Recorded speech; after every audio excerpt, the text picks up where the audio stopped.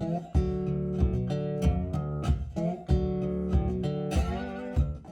right, so the other day we had some broccoli, and it was kind of getting close to, hey, we got to do something with this or it's going to go bad. So we thought, what would we like with dinner? And we had a chicken for dinner. And we thought, how about a broccoli casserole? Now, a lot of times you will put a can of mushroom soup in there.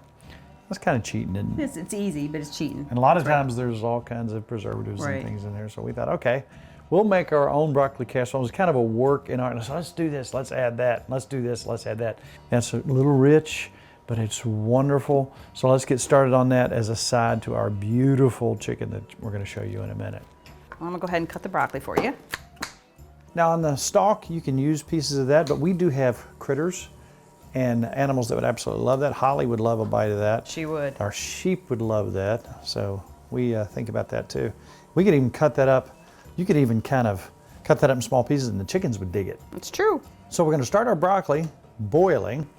Then over here, we're going to start sauteing some onions. Mushrooms are optional. Some people like them, some people don't. If you're on the border, on the fence, give it a shot. It's wonderful in this recipe. So we're going to go ahead and melt some butter. And we're going to make a little roux here to thicken things up like you would have in a mushroom soup. All right, let's drop those onions in. It's about half of a small onion then. Then we're going to take some white mushroom. Yummy. This is our base for getting started. And I'm telling you what, just that right there, what that does to a room, it's just almost beautiful, the smells that come out of this. So I'm going to put just a little more butter in there. All our recipes are base recipes. So if you have to make substitutions, there are substitutions out there. Any type of recipe that we do, if you look online, what's a good replacement for X, it will tell you that out there. Good idea. Now I think your broccoli is looking pretty good. If you don't mind, it's looking turn it off. beautiful, nice and green. I'm going to drain it and go ahead and get it in the pan and cut it up a little. Put it on the bottom. Does that sound good? Sounds good. And then what happens to the broccoli, Mrs. I'm going to go ahead and cut it up. These are wonderful. Wow. Tracy got to see. So I'm just going to cut up more of a bite-sized piece. I'm going to go ahead and pour our broccoli in here. We're going to stir it all up in here. I did put olive oil in this, so we're good. All right, how about a roux? So we're going to start a little sort of a roux here just to thicken things up. You ready? Go ahead. Is that enough flour or you want a little more? You can put a little bit more if you'd like. That's going to thicken things up. Think about how if you did a can of mushroom soup, it would have a little thickness to it. Oh yeah. Got a cup of cream here for you. All right. Ooh, how can this not be good? This is wonderful. Right, this is a thick and rich dinner, and we don't eat like this every day. Like I said, cabbage soup for like a week's coming up. Scrape all those good yummies off the bottom. I was talking to Dad on the phone today, and you know, everybody has their likes and dislikes, but Dad hates mayonnaise. He said, you'll be cooking a dish and it'll look so good. He said, then you ruin it with mayonnaise. But she shouldn't tell him. He probably won't taste it. Don't tell him. Man, it's mostly egg whites. He said, I know, but just the thought of it. So Dad, there's no mayonnaise. No mayonnaise. In here, just egg whites. This is just white butter. Okay, let's go. All right, you ready? Now look how that. Now look at the magic that's happening there with that little bit of flour. See how that's thickening up? Ready for sour cream? Beautiful. Yep. Beautiful. This is a half a cup.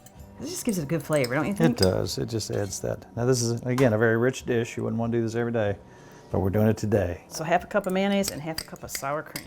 And again, Nikki and I were working on this the other day and thinking, okay, how can we do this without a canned soup? So look what we've got. Look at the consistency of it. It's just beautiful. So that little bit of flour and butter started this roux, and then the mayonnaise comes in, and the sour cream. But it tastes, well, you still got cheese. You know what I want right now? You know what this is making me want? What? Pepper. A little bit of pepper is a good idea. Oh, the pepper bandit would be so upset that we're using his pepper. All right, go ahead. How much you want? I'm going to save a little for the top too, all right? Now this is some sharp cheddar.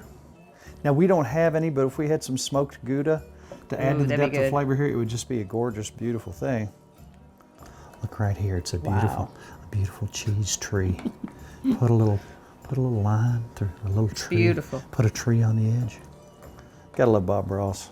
Okay, we don't do brand names on the show, but we're gonna tell you this is an all-purpose seasoning. Just put a little in there of your favorite, right? Many brands out there that'll work. Just to add some more depth of flavor. Okay, so now we're gonna go. Can I add the egg in there for you? With the egg. Now see how thick that is? See how that, ooh, And I put a little cream with this, so I'll go ahead and stir. We don't want it to have a scrambled egg. So here's some egg and cream. Just kind of mix it in.